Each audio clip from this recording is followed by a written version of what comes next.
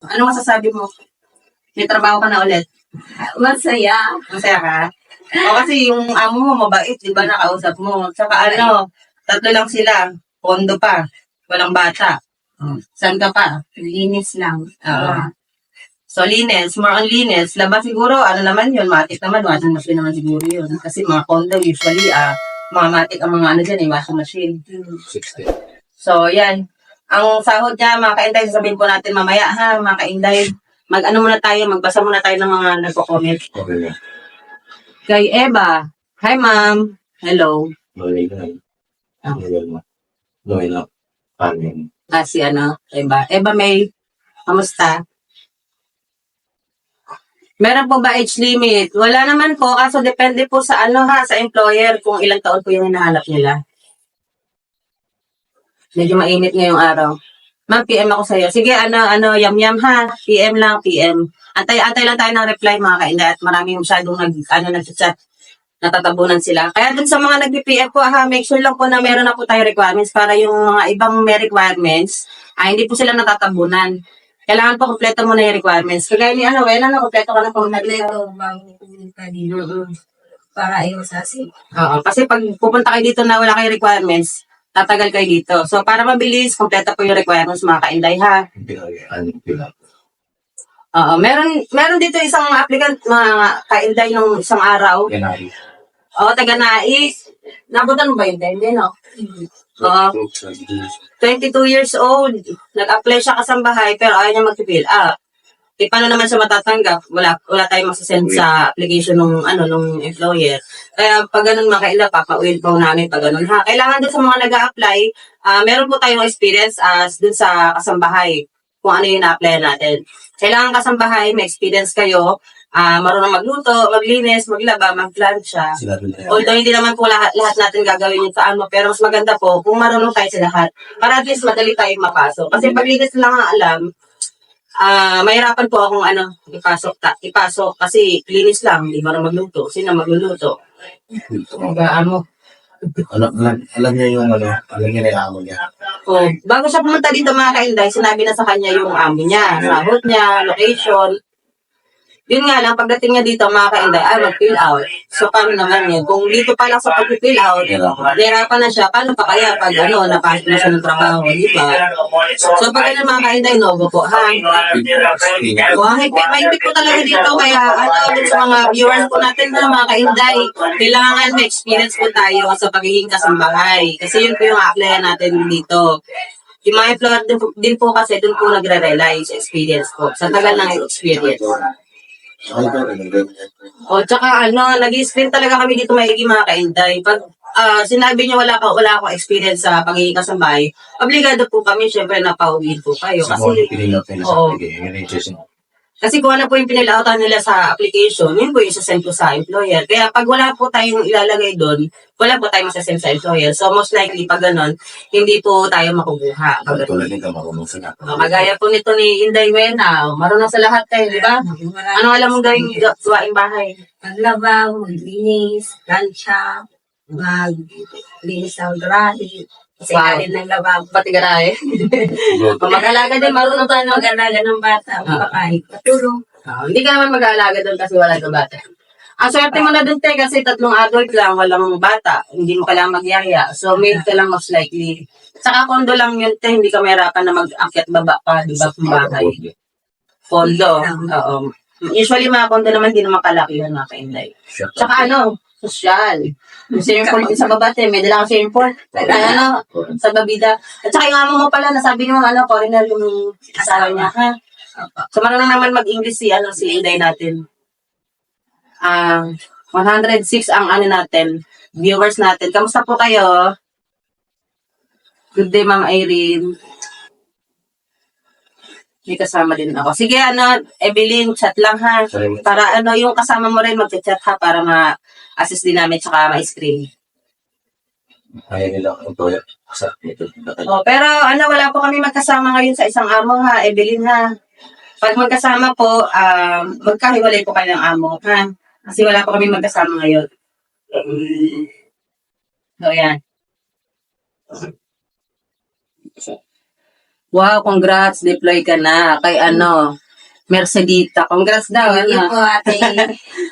Ito si mabait naman to. Alam mo Kasi apply ka na namin siya dati. Ano naman masasabi mo te sa sa agency namin, sa prosesong ginawa sa'yo? Maganda dito, mabilis lang yung proseso. Basta kompleto yung requirements mo para hindi hassle. Tsaka, pag po sila, sir, ma'am, tutulungan ka po talaga ma-deploy, makahanap ng amo. Tulad yung kahapon. At saka importante, meron pa yung importante, kailangan may experience, di ba? Experience. Flexibility din mga kainay, tinitingnan po namin dito ha. Tinitingnan namin kung flexible ka ba, kung kaya mo, kahit ikaw magluto, maglaba, magplansya, although hindi naman po ikaw ang nag-iisa dun sa employer, karamihan naman po ng employer namin is may kasama. Pero ikaw lang mag-isa kasi tatlo lang naman sila, tsaka accountability. Hindi mo na kailangan ng kasama. Tsaka ang sahod mo, mataas-taas na. Hindi ka na, doon, agrabyado ba? Hindi ba ang sahod? Magkano sahod mo? Sabi mo sa ating mga viewers para marinig nila. Ang sahod ko ay 13,000. Kasama na yung benefits plus 3K. Total of? 16K. Yan. So, yan mga kainday, ang sahod ni Bena ha. Total of 16K. Saya ka ba tayo sa nakwa mo? Ang saya. So, yan. Oo. Makapagpadala ka na ng malaki-laki sa pamilya mo. So, tapos si mama mo, baka nanonood. Nanonood ba si mama mo? Sabi siya naman. Wala kaming ilaw doon sa amin. Si si tita mo. Pakamanod ang kita ko yun sa Nanonood ba si tita mo dito? Kaya Irene? Hindi. Hindi niya alam. Si Rochelle. Si si Rochelle, yung best friend mo. Appreciate this. Kamusta ka nakaawa? Mag-deploy ka. Mag-chat ka. Hindi ka tanong Si sa yan. Rochelle yung naka-assign sa akin. Good luck sa akin. Yung kasama niya kasi mga kainda, yung kakilala niya, si Rochelle, na-assign din yun sa isa naming vlog na okay din yung sahod. Medyo 13 malaki din. months. Tsaka may 13 months, may 14 months, tsaka yung amo, every weekend lang nandyan. Yun po yung kasama niya Pagkala dati. siya sa bahay. Ang kasama niya lang sa bahay, 5 days a week, yung kasama niyang kasambahay din. So, weekend lang po nandyan yung amo niya. Parang caretaker lang po sila. Pero dalawa sila, di ba? Saan ka pa? Pero isa ito, swerte ka na rin dun ha. Kasi medyo mataas ang sahod mo. Tapos, tatlo lang sila, walang bata. Walang paglinis mo, yun na yun. Si Tita Pitogo, shoutout mo lang.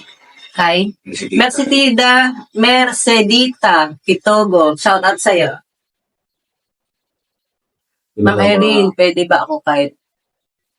Pwede naman po marriage contract, pero syempre, kailangan po may mga backup. Kagaya po ng binanggit ko kanina, bukod po sa marriage contract, kailangan may valid ID, barangay clearance, at saka NBI po.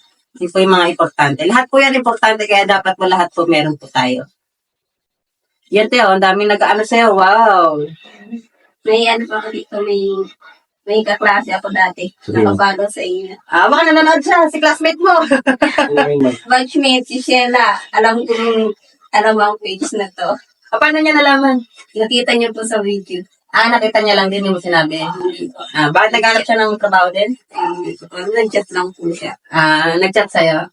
Mapapanood ka na niya mamaya. Panood niya po. Naka-live tayo. So, okay na. So yan, sa mga mag-apply po, PM lang po para ma-screen po kayo at saka ma-assist po kayo. Basta dun sa mag-PPM po kailangan may valid ID, birth certificate, barangay at saka NBI po. Kung kulang po, wag po muna, kaya po muna natin yung iba yung kompleto na kasi kawawa naman natatambunan. Kaya yung iba po na hindi ko nare-replyan kasi talagang natatambak po ako sa nare-replyan. So limitado lang po kasi ang pagre-reply ko. Kaya dun lang po sa may mga kompleto Flexible dapat. Tsaka dito mga kainday, talagang mahigpit kami. Kailangan talaga flexible. Flexible, ibig sabihin kahit saan pwede. Kasi mahirap po pag linis lang ang alam or linis lang ang gusto. Kasi dito po sa amin talagang medyo mataas kumpara sa iba. Kaya dapat flexible po. Magkano sahod? Total 16K. Ang sahod po niya, total of 16K. Tatlo lang po ang amo niya, wala pong bata. Tsaka kondo po. Foreigner po yung amo niya. Siya po ang nagwagi. Yung taong employer mo. So, ayan.